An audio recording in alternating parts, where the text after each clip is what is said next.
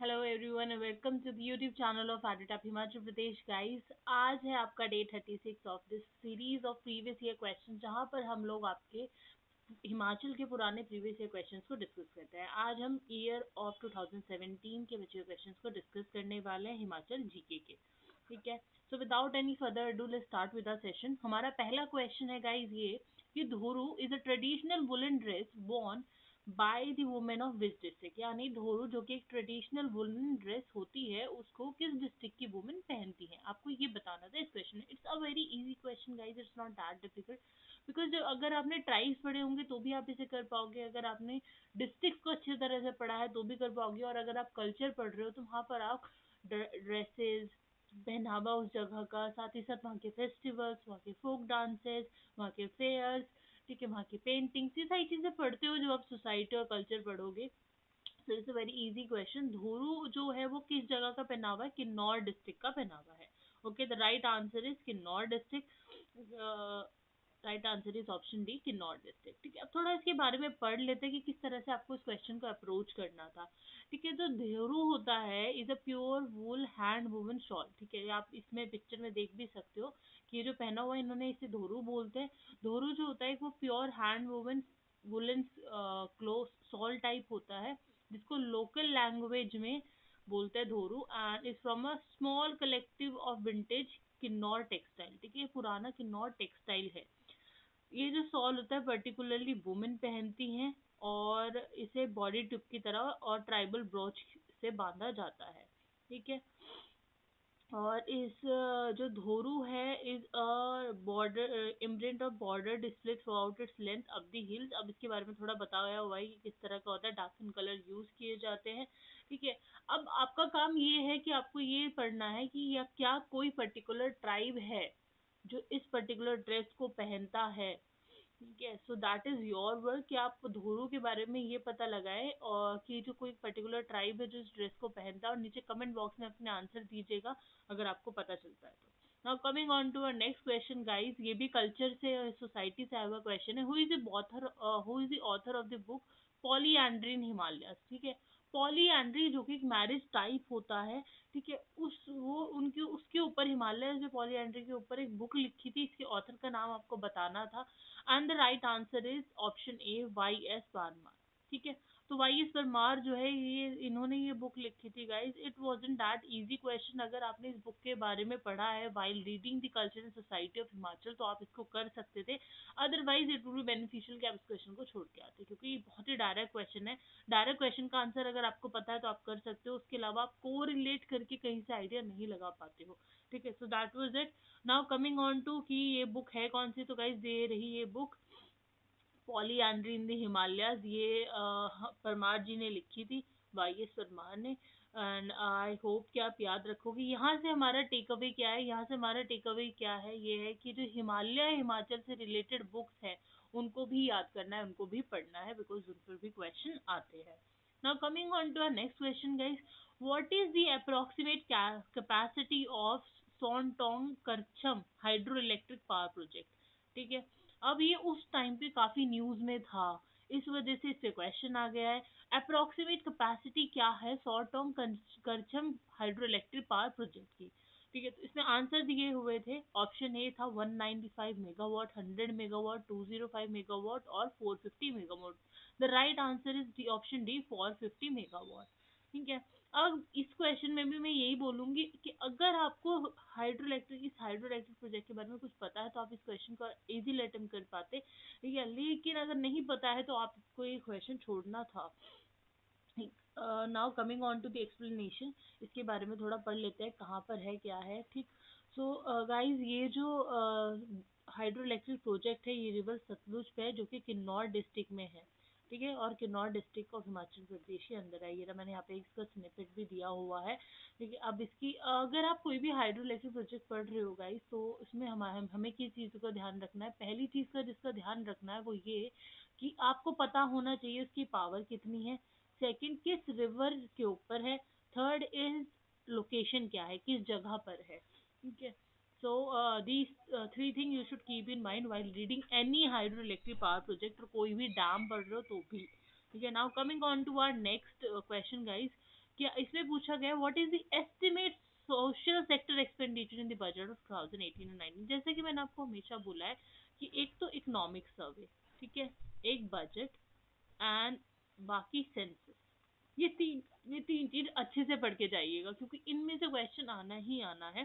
ठीक है, तो देखो जैसे इसमें आ गया है कि सोशल सेक्टर के ऊपर कितना एक्सपेंडिचर एस्टिमेट किया गया है 2018-19 के बजट में। तो the right answer was rupees 1.38 lakh crore. ठीक है, राइट आंसर सी था, रुपीज 1.38 लाख करोड़। ठीक है, इतना सोशल सेक्टर पे एक्सपेंडिचर दिया गया है, एस्टिमेट किया गया है 2018-19 के बजट में। ठीक है, अब थोड़ा इसके बारे में पढ़ लेते हैं guys. Budget 2018 has delivered a massive 14.34 lakh crore push on rural development. ठीक है, रूरल डेवलपमेंट में जो गैप आता है रूरल भारत अर्बन इंडिया में, ठीक है, उसको गैप को कम करने के लिए इतना एक्सपेंडिचर दिया गया है। साथ ही साथ 1.38 लाख करोड़ एलोकेशन दिया है, पिछली बार से 13% हायर। आपको ये भी याद रखना है कि कितना ज्यादा ग्रोथ हुई है एक्सपेंडिचर में, कितना ज्यादा पहले से कितना ज्यादा दिया जा रहा है। तो 13% ज्यादा दिया जा रहा है as compare to the budget of 2017-18 to health education and social security. अब हमारा जो सोशल सेक्टर होता है गाइस, इसके अंदर यही आता है, health education social security and human resources. तो इनके ऊपर इतना ज्यादा आउटले और 1.38 लाख करोड़ का दिया गया है। इसी तरह से आपको क्वेश्चन पढ़ना है। जब आप बजट, इस समय क्या पता चला, जब हम बजट पढ़ेंगे तो हमें किस तरह से पढ़ना है, हमें उसके अंदर ये देखना है कि किस सेक्टर को कितना एस्टिमेशन दिया जा रहा है, कितने पैसे दिए जा रहे हैं, कितना एलोकेशन है उसका, और पिछली बार से कितना ज्यादा ग्रोथ हुई है उसमें। ठीक है, now coming on to our next question guys, what was the approximate decadal population growth? Now decadal population growth is also important because इस पर काफी क्वेश्चन आते हैं। अभी इसमें इन्होंने हिमाचल प्रदेश ही पूछ लिया है, नेशनल एवरेज भी पूछ सकते हैं इसके अंदर। ठीक है, फिर देखिए सेंसस में फिर से क्वेश्चन आया हुआ है। ठीक, तो इससे ये पता चलता है कि इकोनॉमिक सर्वे, बजट और सेंसस आर रियली इंपॉर्टेंट। तो डिकेडल पॉपुलेशन ग्रोथ रेट कितना है हिमाचल प्रदेश का? Your option were 13.3%, 12.9%, 12.5% और 12%। The right answer is 12.9%। आप वैल्यूज भी देख सकते हो कितनी क्लोज दी हैं। तो ऑप्शन ए को तो आप हटा सकते थे। ठीक है, आप अगर ध्यान से देखोगे तो जो वैल्यू है उसमें ऑप्शन ए बिल्कुल अलग दिया हुआ है, these three value are quite similar, तो इनमें से ही एक होना था। ठीक, सो इसमें भी स्टिल से कि आपको अगर थोड़ा अंदाजा है, आपने एक बार पढ़ा है ना, तो थोड़ा अंदाजा रहता है, थोड़ा याद रहता है कि कितना हो सकता है अप्रोक्सीमेटली, उसके अकॉर्डिंग आप इसको लगाना। अदरवाइज आपने नहीं पढ़ा तो आपको छोड़ के जाना चाहिए। बट आई होप सब पढ़ के जाएंगे क्योंकि ये तो सब पढ़ के जाते हैं ना, लिटरेसी रेट और डिकेडेड पॉपुलेशन ग्रोथ, वैसे भी सेक्स रेशियो, ये सारे ना इम्पोर्टेंट टर्मिनोलॉजी, इम्पोर्टेंट कंपोनेंट है सेंसस के, और इनको पढ़ के जरूर जाना चाहिए, इनकी वैल्यूज को पढ़ के जरूर जाना चाहिए। Now coming on to our next question guys, when Himachal Pradesh got right to participate in the election for the first time under the new constitution? ठीक है, it's a very easy question, one of the most important question. ठीक है, हिमाचल की history में से इसमें पूछा हुआ है कि हिमाचल प्रदेश को इलेक्शन में पार्टिसिपेट करने का पहली बार न्यू कॉन्स्टिट्यूशन में कब मौका दिया गया था? तो years are really important guys. अगर आप जब भी हिस्ट्री पढ़ रहे हो तो मैंने आपको ये चीज भी बताई थी कि मेक अ टाइमलाइन। ठीक है, टाइमलाइन बनाओ, टाइमलाइन से पढ़ोगे तो आपको ईयर भी याद रहेगा, साथ ही साथ you are not going to forget कि कौन सा, कई बार मैचिंग में भी आ जाता है ना, इन क्रोनोलॉजिकल ऑर्डर में अरेंज करो। ठीक है, कोई इंसिडेंट हुआ है, कोई अगर वॉर हुआ है तो वो कब हुआ है, किस टाइम पे हुआ है, उससे आपको एक कोरिलेशन भी याद रहेगा। ठीक है, so history is all about timeline, जैसे geography is all about map, तो ऐसे ही हिस्ट्री को टाइमलाइन के साथ पढ़ो, उससे आपको ईयर भी याद रहेगा। याद भी ना रहे तो एक अंदाजा रहता है कि इससे पहले ये चीज हुई है तो ये किस ईयर के अराउंड हुई होगी। ठीक है, now the right answer was option A, that is 1952। 1952 में न्यू कॉन्स्टिट्यूशन में पहली बार इलेक्शन में पार्टिसिपेट करने का मौका मिला था हिमाचल प्रदेश को। ठीक है, so it was also a very direct question and I think it was easy, it wasn't that difficult। So overall paper wasn't that difficult, it was easy, and we can say it was of most of the questions were easy and some were moderate level। अब इसके बारे में थोड़ा पढ़ लेते हैं guys. Himachal Pradesh की legislative assembly जो है, नौ has no pre-constitution history. The state itself is a post-independence creation। ये सबको पता है कि इस pre-constitution history नहीं है, जो state है वो खुद ही post-independence के बाद create हुई थी। It first came into being as centrally administered territory on April 15, 1948. ठीक है, और it was administered by chief commissioner. सब पहले इसको चीफ कमिश्नर एडमिनिस्टर करते थे। ठीक है, उसके बाद 1951 में it become a part of the C state. 1951 देखो क्रोनोलॉजिकल ऑर्डर चलेगा ना, 1948 में सेंट्रल एडमिनिस्ट्रेटिव टेरिटरी बना रहे, 1951 में it become a part of C state. उसके बाद फिर सी स्टेट का पार्ट बनने के बाद 1952 में पहली बार इसे इलेक्शन में असेंबली इलेक्शन हेल्ड किए गए, यहाँ पर इलेक्शन में पार्टिसिपेट करने का मौका मिला। So that's the timeline I am talking about, कि यहाँ पर आपको क्या करना होगा टाइमलाइन बनाने के लिए गाइस। ठीक है, एक यहाँ पर ईयर लिखो, यहाँ पे आप अपने ईयर लिख लीजिए, एंड देन यहाँ पर आप अपनी जितने भी कोई भी पॉइंट है उस पॉइंट को लिख सकते हो। बहुत ही शॉर्ट पॉइंट लिखना है, इससे आपको एक रिप्रेजेंटेशन मिल जाएगा आपके माइंड को, और आप उसे ज़्यादा लॉन्ग टर्म तक रिटेन कर पाएंगे। Now coming on to our next question, who describe Indian capitalism as dharamshala capitalism? किसने डिस्क्राइब किया है इंडियन कैपिटलिज्म को dharamshala capitalism? It is also one of the easy question because it is very important, because it's very common. आपको अगर आप पढ़ रहे हैं इकोनॉमी तो आपको ये जरूर पढ़ना है। इंडियन कैपिटलिज्म को धर्मशाला कैपिटलिज्म किसने बोला है? The right answer was Raja Krishna. Raja Krishna was the person हो जिन्होंने इंडियन कैपिटलिज्म को धर्मशाला कैपिटलिज्म बोला था। अब धर्मशाला कैपिटलिज्म जो टर्म है वो किसने कॉइन करी है? इन्होंने इन्होंने एक और टर्म कॉइन करी है, हिंदू रेट ऑफ ग्रोथ। ठीक है, हिंदू रेट ऑफ ग्रोथ जो है वो भी एक इम्पॉर्टेंट टर्म है। अगर आपकी बार धर्मशाला कैपिटलिज्म आ रहा है तो ऐसा हो सकता है नेक्स्ट टाइम पे हिंदू रेट ऑफ ग्रोथ आ जाए। इट इज रियली इंपॉर्टेंट कि आप उसे भी पढ़े, वो क्या होता है ये भी समझे। तो ये 1978 to characterize the slow growth and to explain again the backdrop of socialist economic policies. ठीक है, सोशलिस्ट इकोनॉमिक पॉलिसीज अपनाई थी हमने, उसके बैकड्रॉप पे इन्होंने ये टर्म कॉइन किया था कि हमारे यहाँ जो कैपिटलिज्म है वो किस तरह का है, धर्मशाला, जो धर्मशालाओं में होता है ना, आओ फ्री में खाना खाओ रहो, इस तरह का। तो इस तरह का कैपिटलिज्म हमारे यहाँ प्रिवेल करता है। The term came into being to show India's contempt with the low growth rate post independence। जो हमारा ग्रोथ रेट नहीं बढ़ रहा था कैपिटलिज्म के होने के बाद भी, उसको रिप्रेजेंट करने के लिए इन प्रोफेसर राज कृष्णा ने ये टर्म कॉइन किया था।